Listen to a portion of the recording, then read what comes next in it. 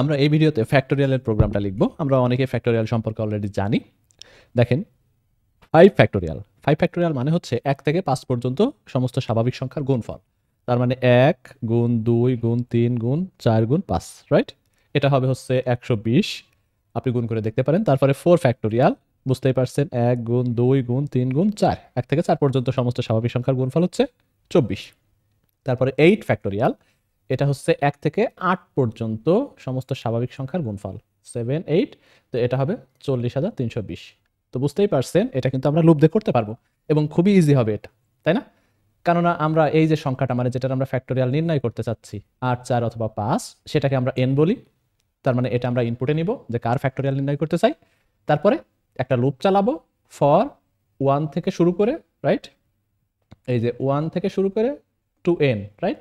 1 থেকে ওই n পর্যন্ত। তো 8 দিলে 8 পর্যন্ত, 7 দিলে 7 পর্যন্ত চলবে আয়ের মান। এবং কি করব আমরা, এই সমস্ত সংখ্যা যেগুলো আইতে আসবে একটা একটা করে সবগুলা একটা ফ্যাক্ট ভ্যারিয়েবলের সাথে আমরা গুণ করে ফ্যাক্টে অ্যাসাইন করব। এবং আমরা কিন্তু জানি যখন গুণ করি তখন ইনিশিয়ালি ওই ভ্যারিয়েবলে মানে ফ্যাক্ট ভ্যারিয়েবলে 1 থাকতে হবে, তাহলে 1 এর সাথে গুণ হবে। তো 1 এর সাথে যদি 4 ফ্যাক্টোরিয়াল দিই তাহলে এই 1 এর সাথে প্রথমে 1 গুণ হবে, তো সেটা 1 থাকবে। তারপরে 2, রাইট? আয়ের মান 2 হবে, এই 2 গুণ হয়ে 2 থাকবে, 2 1 2। তারপরে 3 এই ফ্যাক্টের বর্তমান মান হচ্ছে 2, তো 3 2 এ 6 থাকবে ফ্যাক্টে। তারপরে 4 এই 6 এর সাথে বর্তমান ফ্যাক্টের সাথে গুণ হয়ে 4 6 24, ফ্যাক্টের লাস্টে 24 থাকবে, রাইট? তো এটাই আইডিয়া। আমরা এখন জাস্ট কোডটা লিখব। তারপরে এই ফ্যাক্টোরিয়াল প্রোগ্রামের আসলে কিছু ঘটনা আছে যেগুলো খুবই অ্যাডভান্স কনসেপ্ট, সেগুলো আমরা পরবর্তীতে বলবো। আপাতত যতটুকু আমরা শিখছি ততটুকু আমরা কোড লিখে ফেলি। দেখেন আমরা নতুন একটা ফাইল ক্রিয়েট করে নিই factorial.c নামে। তারপরে নতুন যে স্ট্রাকচার আমাদের লিখতে হয় বারবার ততটুকু লিখে নিচ্ছি। তো আমাদের n লাগবে, তারপরে ফ্যাক্ট নামে ভ্যারিয়েবল লাগবে, মান শুরুতে 1 থাকবে সেখানে। তারপরে আমরা স্ক্যান করে নিব, তাই না, এই n এর মান কিবোর্ড থেকে। তারপরে আমরা লুপ চালাবো int i equal to 1 থেকে শুরু করে i less equal n, 5 দিলে 5, 8 দিলে 8, এবং ফ্যাক্টে বারবার ফ্যাক্ট ইনটু i এটা থাকবে। এবং লুপের বাইরে এসে অনেকে ভুল করে লুপের ভেতরে প্রিন্ট স্টেটমেন্টটা বসায় দেয়, এটা কিন্তু জাস্ট ক্যালকুলেশনের জন্য। এই লুপটা ক্যালকুলেশন শেষ হইলে লুপের বাইরে এসে কিন্তু আপনাকে প্রিন্ট করতে হবে, এটা কিন্তু ভুল করলে হবে না। তো %d আমি সামনে একটা ওয়ার্ড লিখে দিই ফ্যাক্টোরিয়াল ইকুয়াল টু, তো এখানে \n তারপরে ফ্যাক্ট। তো এতটুকুই কোড আমাদের। তো আসেন এখন জাস্ট আমরা কম্পাইল করব, gcc factorial.c কম্পাইল রান। আমাকে একটা সংখ্যা দিতে বলতেছে, তো 8 দিলাম, 40,320। আবারও রান করলাম 5 120, তারপরে কত 4 দিছিলাম, তাই না, এটা হচ্ছে 24। তো ফাইন, আমাদের কোড কিন্তু ঠিকঠাক কাজ করতেছে। এখন কোথায় প্রবলেম ঘটবে এই ফ্যাক্টোরিয়াল কোডের এবং এই ফ্যাক্টোরিয়ালের যে অ্যাডভান্স কনসেপ্ট সেটা কি সেটা আমরা একটু বলি।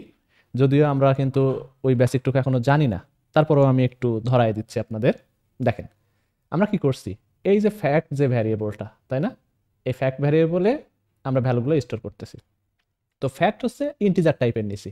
এখন কম্পিউটার মেমোরিতে ইন্টিজার 4 বাইট জায়গা নেই, ঠিক আছে? 4 বাইটস মানে কতটুকু, 32 বিট, 32 বিটস, রাইট? এই 32টা যে বিট, এই 32টা বিট মানে 32টা 10, এর মাধ্যমে ম্যাক্সিমাম কত বড় সংখ্যা তৈরি হতে পারে। মানে আমি বলতে চাচ্ছি ফ্যাক্টোরিয়াল ভ্যারিয়েবলে সর্বোচ্চ কত বড় সংখ্যা রাখা যাইতে পারে, কারণ এই ভ্যারিয়েবলের সাইজ হচ্ছে 4 বাইট বা 32 বিট। তো তার একটা অবশ্যই নির্দিষ্ট সাইজ আছে। তো আমরা ইচ্ছা মতো একটা চিন্তা করতে পারি, ধরেন যে কত 64,320 কিছু একটা, ঠিক আছে, বা এরকম কিছু একটা সংখ্যা উল্টাপাল্টা, আমরা জানি না যেহেতু সেহেতু এরকম ধরতেছি এরকম। এখন ফ্যাক্টোরিয়ালে যেহেতু আপনি রাখতেছেন বা ফ্যাক্ট ভ্যারিয়েবলে রাখতেছেন, আপনি খেয়াল করেন যে 8 ফ্যাক্টোরিয়ালই 40,320 হয়ে গেছে। তো 9 ফ্যাক্টোরিয়াল মানে কি, 9 ফ্যাক্টোরিয়াল মানে এরকম করে 1 থেকে 8 পর্যন্ত গুণ, তারপরে আবার 9 গুণ, রাইট? তার মানে 1 থেকে 8 পর্যন্ত গুণ করলে 40,320, সাথে একটা 9 গুণ, এই সংখ্যা কিন্তু হিউজ সংখ্যা। যেইটা এই যে সংখ্যা বা লিমিটেশন ফ্যাক্টোরিয়াল ভ্যারিয়েবলের সর্বোচ্চ যে মানটা রাখা যায় 64,320, তার থেকে কিন্তু অনেক বেশি চলে যাবে, রাইট? তো বুঝতেই পারছেন এখানে ঘটনা রয়েছে কিছু একটা। আমি একবারে যদি বলি যে আসলে ফ্যাক্টোরিয়াল মানটা সংখ্যা বাড়ার পরে 8 ফ্যাক্টোরিয়াল 40,320, 9 ফ্যাক্টোরিয়াল কিন্তু ওইটার সাথে 9 গুণ, যেটা হিউজ একটা নাম্বার। পরে 10 11 12 ফ্যাক্টোরিয়াল কিন্তু সংখ্যা বিশাল আকারে বৃদ্ধি পেয়ে অনেক বৃহত্তম একটা সংখ্যা তৈরি হয়, যেটা ওই যে ভ্যারিয়েবল যেটা আমরা স্টোর করতেছি সেটাই কিন্তু রাখা সম্ভব না। তার মানে ফ্যাক্টোরিয়াল ভ্যালুটা অনেক দ্রুত ইনক্রিজ করে, রাইট? তো এই যে ঘটনাটা, এই ঘটনাটার কারণে আপনি কিন্তু আপনার এই প্রোগ্রামে বিশাল বড় সংখ্যা ফ্যাক্টোরিয়াল নির্ণয় করতে পারবেন না। আপনি 8 পর্যন্ত ঠিকঠাক দিছে, আপনি তারপরে যে কত পর্যন্ত এটা ঠিকঠাক দিবে কেউ বলতে পারবে না। ধরেন যে আমি 50 দিলাম, আপনি চাচ্ছেন 50-এর ফ্যাক্টোরিয়াল নির্ণয় করতে, এটা কিন্তু হিউজ নাম্বার। এটা কখনোই ওই যে ফ্যাক্ট নামে যে ভ্যারিয়েবল আছে 4 বাইটের বা 32 বিটের, সেই ভ্যারিয়েবলে এত বড় সংখ্যা স্টোর করা যাবে না। কম্পিউটার যখন এই বড় সংখ্যা ছোট একটা মেমোরিতে স্টোর না করতে পারে তখন কিন্তু উল্টাপাল্টা বিহেভ করবে। তো দেখেন কোডটাই আমরা রান করলে দেখতে পাচ্ছি ফ্যাক্টোরিয়াল 0, রাইট? যদিও ফ্যাক্টোরিয়াল অবশ্যই 50-এ কখনোই 0 হবে না, তারপরেও সে আমাকে শো করতেছে 0।